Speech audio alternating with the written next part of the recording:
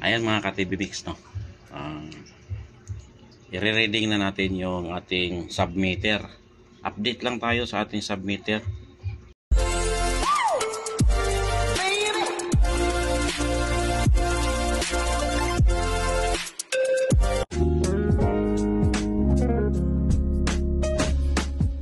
Ayan, hello mga ka-DIY, welcome to my channel, Rogin DIY TV Mix.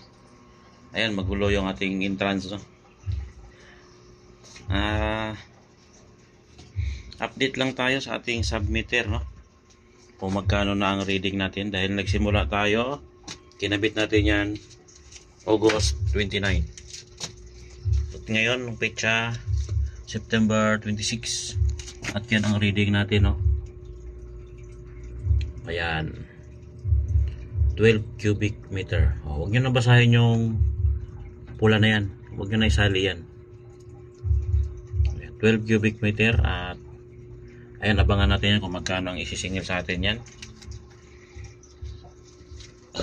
dahil hindi ko alam kung magkano per cubic, no, ang singil nila. Pero alam ko mura lang yan mga ka-DIY, no, kasi tsahin ko naman yan. Mura lang naman sinisingil sa akin yan. Tapos comment kayo mga ka-DIY kung magkano ang singil sa inyo ng inyong kinabitan ng submeter, para alam ko rin.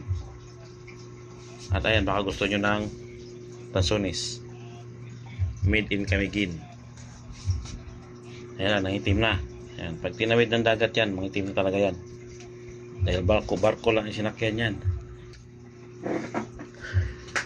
Okay mga ka-DIY, hanggang dito lang muna, at abangan ko muna yung aking reading kung magkano. Hintayin ko na lang ang kanilang message. Okay, bye bye. 2,000 years later. Ayan mga ka-DIY, muli tayo nagbabalik, at ito na po ang ating reading ng ating water meter mga ka-DIY, no? At ang reading price na binigay sa akin, no, 39.11. Ganun din ang singil ng Maynilad, no? Hindi ako tinubuan. Dahil 12 cubic ang nagamit natin, ay ganito lang pag times niya, no? 12 times 39.11. At ang resulta ito, 469.32 ang ating babayaran.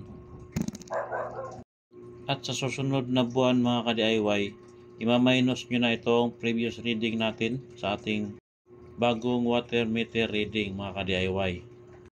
At ayan, maraming salamat sa panonood mga ka-DIY. Please like and subscribe and click the notification bell para updated kayo sa susunod ko pang mga video. Salamat!